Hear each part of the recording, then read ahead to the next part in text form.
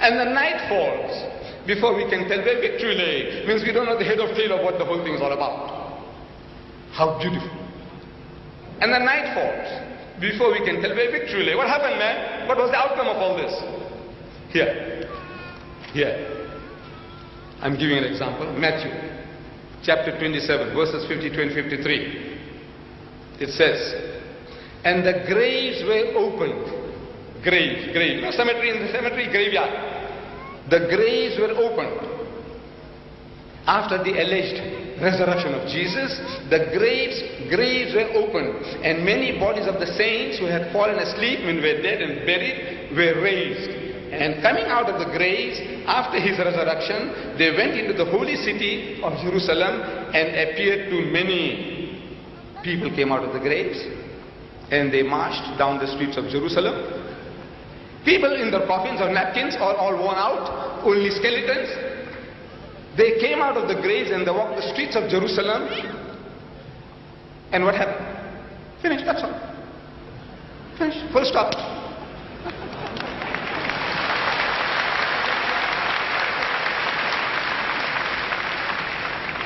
Look, when people come out of the graves and walk the streets of Jerusalem, surely people saw. And that's news.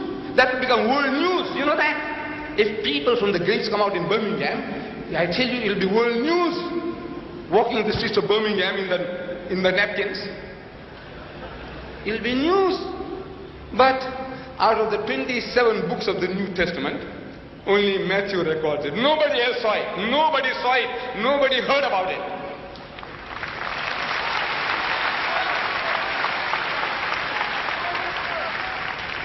Look, once you come out of your grave, would you like to go back? Huh? What happened to them? Where did they go? Were they transformed? Did they were taken up to heaven? What happened? Nothing, not one word. Surely, if you came out of your grave after your death, you like to go and meet your wife again? No? Second time? Have a second inning? Look. So, stories are half told, and the night falls before we can tell where victory lay. Where is there anything in the religious literature of man to compare with this? Agree, there isn't. Agree. But does that prove it's the word of God? No.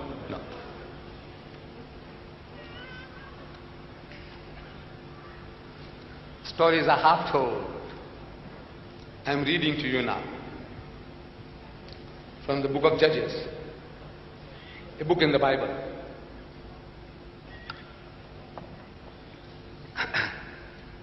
After him, Judges chapter 3 verse 31. After him was Shamgar, the son of Anath, who killed 600 men of the Philistines. One man, he killed 600 of the Palestinians. One man. With an ox goad, and he also delivered Israel.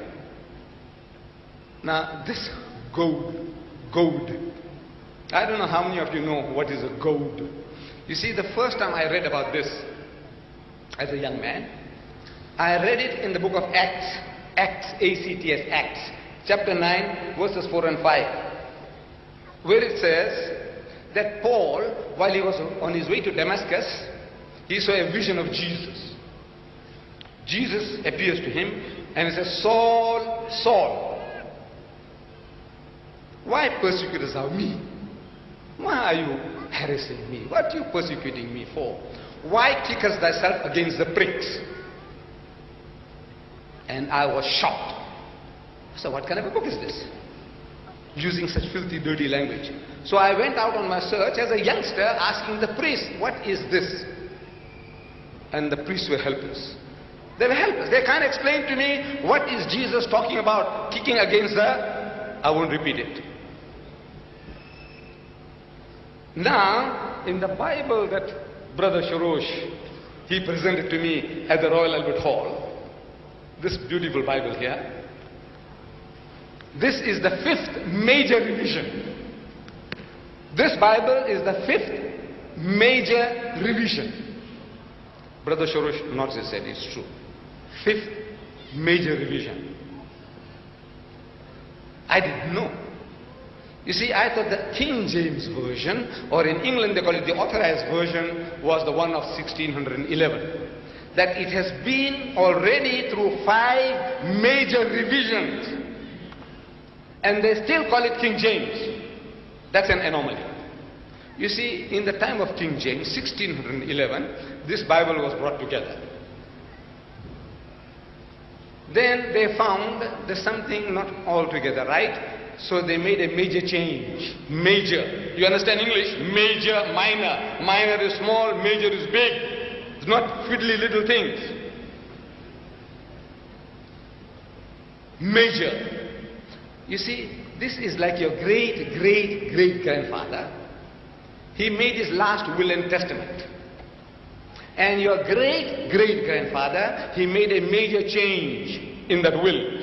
And your great-grandfather made another major change in that will. And your grandfather made another major change in that will. And your father made another major change in that will. And you made another major change in that will.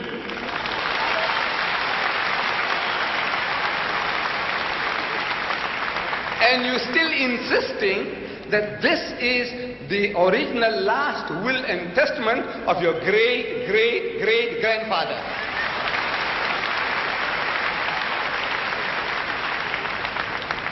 Amazing use of language. Imagine the language that they're using. 5 major changes, revisions, and they still say it is the King James Version. So in this major revision, they changed the word, that offensive word, to goad. Goad. Go and ask the Americans, what is a goad? When you go out, when you meet the Englishman, ask him, what is a goad? And believe me, he won't be able to explain to you, what is a goad? So, yes, I show you this.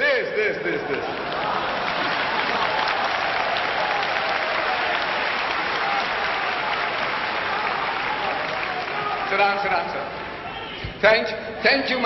Thank you very much, my dear brothers and sisters. You see, to make it easy for my brothers and sisters who never heard the word, original word, they never heard the word goad, that this guy Shamgar, he used an ox goad. So I brought it for you.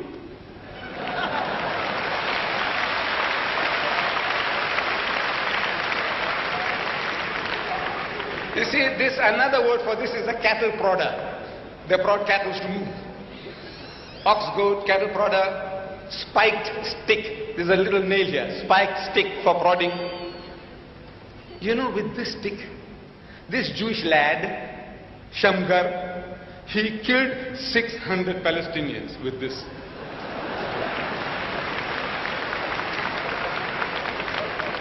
You know, you can't destroy 600 snowmen with this. You know that? This thing will break 600. It's a miracle, yes. This is the miracle. It's a miracle. We must accept that, you see, this is programming people. If one Jewish boy can kill 600 Palestinians, what were the Palestinians doing? Look, I said the fools, they couldn't run. They couldn't run for their life. What were they waiting? Where did the fellow strike them with this to kill 600? 1, 2, 3, 4.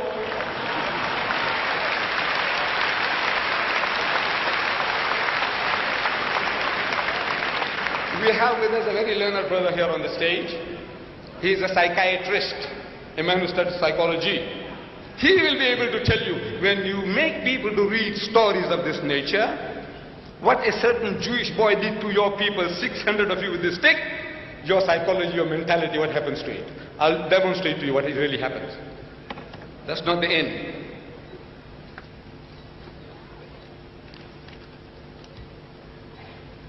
Then they tell us incredulous fairy tales. The book. It says here, another Jewish young man by the name of Samson. You heard about Samson? Samson and Delilah. You know the story that Cecil DeMille made famous. Samson and Delilah, David and Bathsheba. You know the stories, the films. This fellow Samson, I'm reading now this from the book of Judges, chapter 15, verses 15 and 16. He found a fresh jawbone of a donkey A donkey jawbone he found, fresh. He reached out his hand and took it and killed 1,000 Palestinians with the jawbone of a donkey. This is far more, because you see, our brother happens to be a Palestinian, he ought to know that this is now programming taking place. Look, beautiful. One Jewish boy with the jawbone of a donkey, he kills 1,000 Palestinians. I want to know what the Palestinians were doing. You know what's 1,000? 1,000 people you kill with the jawbone of a donkey, and what they do? I said, look, if these 1,000 people, they spat on him, the guy would have suffocated. You can't even spit. You can't even run. Then he says it's a miracle. Oh, the stick is a miracle and the jawbone of the donkey is a miracle. You know, we should go and tell the Israelis, they're wasting their time with those American cluster bombs. You know, in Beirut, they tried to eliminate the Palestinians for good, the final solution.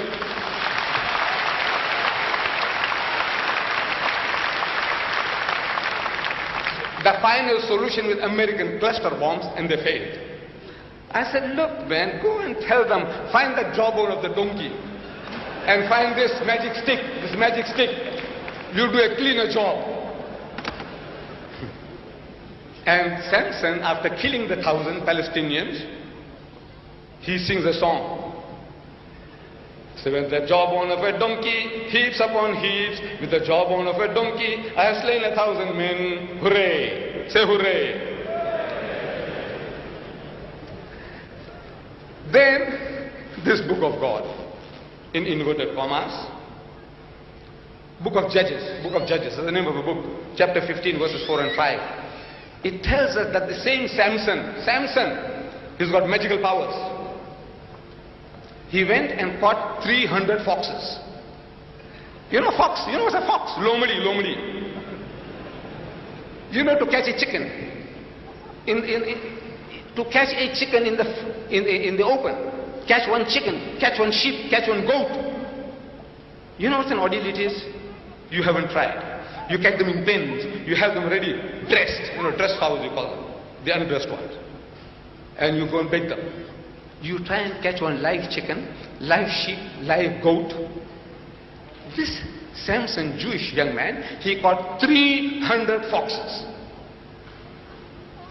In Palestine, where did he find them? 300 foxes, to go and get 300 foxes. And he caught them and he tied them tail to tail. Two at a time. Two. It doesn't say male or female. Two.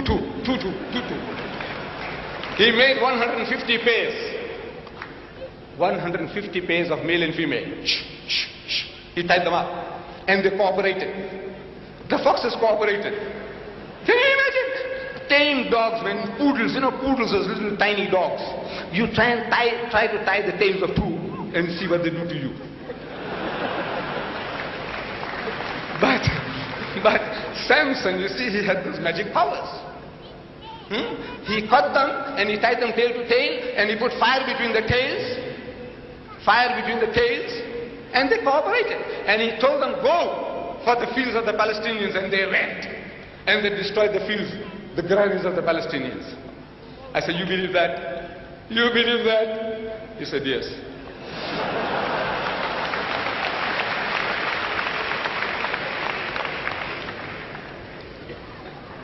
You know, today, another Jewish lad, Sylvester Stallone, he goes as Rambo 3. He is Shamgar and Samson in one. Shamgar and Samson in one. Rambo 3. This fellow, single-handed, almost, he killed 1, 2, 3 Russians. That's the figure given. If you count on the film, if you have the time, stop it. Every time he kills a man, count it. 123, and he vanquished the whole Russian army, and the Russian army was made to leave Afghanistan. Samson and Shamgar in one. Rambo 3. You can do it in films. Anything. You can do anything on film. But Cecil DeMille failed to produce those 3,000 foxes who would cooperate with him to put fire between their tails and go for the fields of the Palestinians. He failed. He says, this is something, no magic power, no magic of the camera can ever achieve that. Rambo did it, Samson and Shamgar did it. You see, there is a kink, a twist. in the human creation.